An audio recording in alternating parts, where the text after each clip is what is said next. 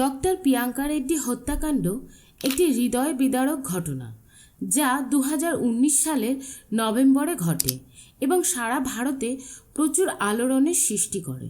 ঘটনাটি ছিল 26শে নভেম্বর 2019 তারিখে দক্ষিণ ভারতের হায়দ্রাবাদ শহরের কাছে এই ঘটনাটি ঘটেছিল। ডক্টর প্রিয়াঙ্কা রেড্ডি একজন 26 বছর বয়সী পশু চিকিৎসক ছিলেন। তিনি তার কর্মস্থল থেকে বাড়ি ফিরছিলেন যখন তার স্কুটি হঠাৎ করে একটি টোল প্লাজার কাছে বন্ধ হয়ে যায়। প্রিয়াঙ্কা তার বোনকে ফোন করে জানান যে তার স্কুটি ভেঙে গেছে এবং তিনি ভয়ও পাচ্ছেন। তার বোন তাকে টোল প্লাজার আশেপাশে দাঁড়ানোর পরামর্শ দেন, কিন্তু প্রিয়াঙ্কা জানান যে সেখানে আশেপাশে শুধুমাত্র ট্রাক ড্রাইভাররাই রয়েছেন এবং তিনি একটু ভীতু। অল্প সময়ের মধ্যেই কিছু ট্রাক ড্রাইভার প্রিয়াঙ্কাকে সাহায্য করার প্রস্তাব দেয়। তারা স্কুটির টায়ার চেঞ্জ করার কথা বলে এবং তাকে তখন প্রতারণাও করে। এরপর তারা তাকে জোরপূর্বক একটি নির্জন স্থানে নিয়ে যায়। তারপর তারা তাকে জোর জবরদস্তি করতে শুরু করে। তখন প্রিয়াঙ্কা সাহায্যের জন্য চিৎকার করে, কিন্তু আশেপাশে এতটাই নির্জন এলাকা থাকার ফলে তার আওয়াজ কেউ শুনতেও পায়নি। এরপর তাদের নৃশংসতার হার আরও চরম পর্যায়ে পৌঁছে যায়।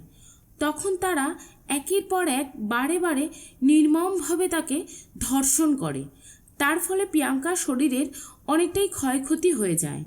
প্রিয়াঙ্কার এই অবস্থা দেখে ধর্ষণকারীদের চোখে এক ফোঁটা মায়াও হয়নি। এটাতেও তারা থেমে থাকেনি।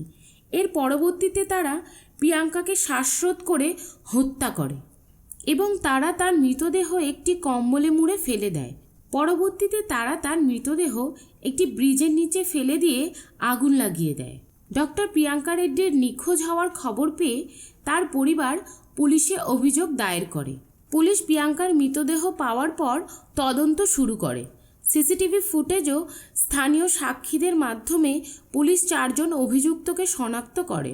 তাদের নাম হলো মোহাম্মদ আরিফ, শিবা, নবীন এবং চেন্নাকেশ বুলু। তারাই সবাই স্থানীয় ট্রাক ড্রাইভার ও শ্রমিক ছিল। তাদের গ্রেপ্তার করা হয় এবং তারা অপরাধও স্বীকার করে। এই ঘটনাটি ভারতের বিভিন্ন প্রান্তরে প্রচুর ক্ষোভ ও প্রতিবাদের সৃষ্টি করে। মানুষ পথে নেমে আসে এবং তারা অভিযুক্তদের দ্রুত শাস্তির দাবিও জানায়। ডক্টর প্রিয়াঙ্কা রেড্ডির জন্য ন্যায় বিচার চেয়ে দেশব্যাপী প্রচুর প্রতিবাদ ও আন্দোলন হয়। অনেকেই কঠোর শাস্তি দাবি করে, যেমন ফাঁসি বা প্রকাশ্যে শাস্তি দেওয়া। 6 ডিসেম্বর 2019-এ পুলিশ জানায় যে 4 অভিযুক্তদের নিয়ে প্রমাণ পুনর্গঠন করতে ঘটনাস্থলে পৌঁছায়। ঘটনাস্থলে পৌঁছানোর পর অভিযুক্তরা পালানোর চেষ্টা করে এবং তার সাথে সাথে তারা পুলিশের কাছের থেকে তাদের অস্ত্র ছিনিয়ে নেয় এবং পুলিশের ওপর আক্রমণ করার চেষ্টা করে, যার ফলে পুলিশ আত্মরক্ষায় গুলি চালায় এবং এনকাউন্টারে 4 অভিযুক্তই নিহত হয়। এই এনকাউন্টার নিয়ে মিশ্র প্রক্রিয়াও দেখা যায়। অনেক মানুষ পুলিশকে ন্যায় বিচারের রক্ষাকর্তা হিসেবে প্রশংসা করে, কারণ তাদের মতে বিচার ব্যবস্থা দীর্ঘ প্রতিক্রিয়ার পরিবর্তে দ্রুত বিচার হয়েছে। অন্যদিকে অনেক মানবাধিকারের সংস্থা এবং আইনি বিশেষজ্ঞরা এই এনকাউন্টারকে ফেক বা নকল বলে অভিহিত করেন এবং একটি নিরপেক্ষ তদন্তের দাবি জানান। ডক্টর প্রিয়াঙ্কা রেড্ডির হত্যাকাণ্ড ভারতের নারীদের নিরাপত্তা এবং আইনের কার্যকারিতা নিয়ে নতুন করে প্রশ্ন তোলে। ঘটনাটি দেশের বিচার ব্যবস্থার দ্রুততার অভাব ও অপরাধীদের বিরুদ্ধে কঠোর শাস্তির প্রয়োজনীয়তার প্রতি নজর দেয়। এছাড়াও ভারতীয় সমাজের নারীদের বিরুদ্ধে সহিষ্ণুতা বন্ধ করার জন্য আরও কার্যকর পদক্ষেপের প্রয়োজনীয়তার উপর জোর দেয়।